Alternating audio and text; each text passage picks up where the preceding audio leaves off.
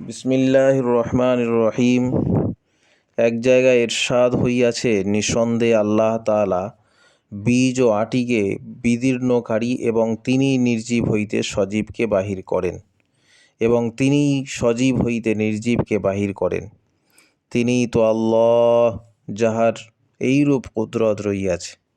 সুতরাং তোমরা আল্লাহ তাআলাকে ছাড়িয়া অপরের দিকে কোথায় চলিয়া যাইতেছ? সেই আল্লাহ রাত্র হইতে প্রভাতের বিকাশকারী, আর তিনি রাত্রিকে আরামের জন্য বানাইয়াছেন। তিনি সূর্য চন্দ্রের চলনকে হিসাব মতো রাখিয়াছেন এবং উহাদের গতির হিসাব এমন সত্তার পক্ষ হইতে নির্ধারিত আছে, যিনি বড় ক্ষমতাবান ও মহাজ্ঞানী। আর তিনি তোমাদের ফায়দার জন্য নক্ষত্ররাজিকে সৃষ্টি করিয়াছেন, যেন তোমরা উহাদের সাহায্যে রাত্রির অন্ধকারে স্থলভাগে এবং সমুদ্রে পথের সন্ধান লাভ করিতে পারো।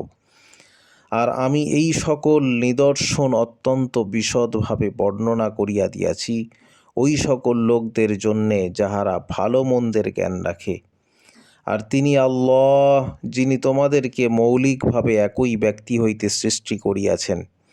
অনন্তর কিছু সময়ের জন্য জমিন হইল তোমাদের ঠিকানা, অতঃপর তোমাদেরকে কবরের হাওয়ালা করিয়া দেওয়া হয়।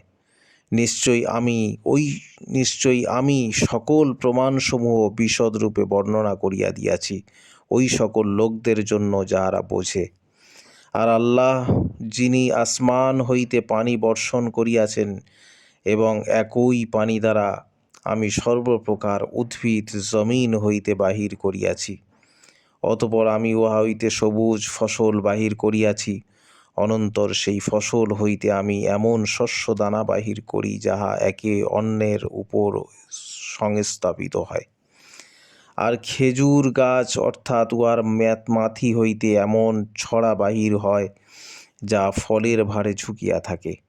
অনন্তর সেই একই পানি হইতে আঙুরের বাগান, জৈতুন এবং আনারের গাছ সৃষ্টি করিয়াছি, যাহার ফল, রং, আকার ও স্বাদের দিক হইতে একে অন্যের সদৃশ, আবার কতক অসদৃশ। প্রত্যেক গাছের ফলের প্রতি একটু গভীরভাবে লক্ষ্য করিয়া দেখো। যখন উহা ফলবান হয়, একেবারে কাঁচা ও বিস্বাদ।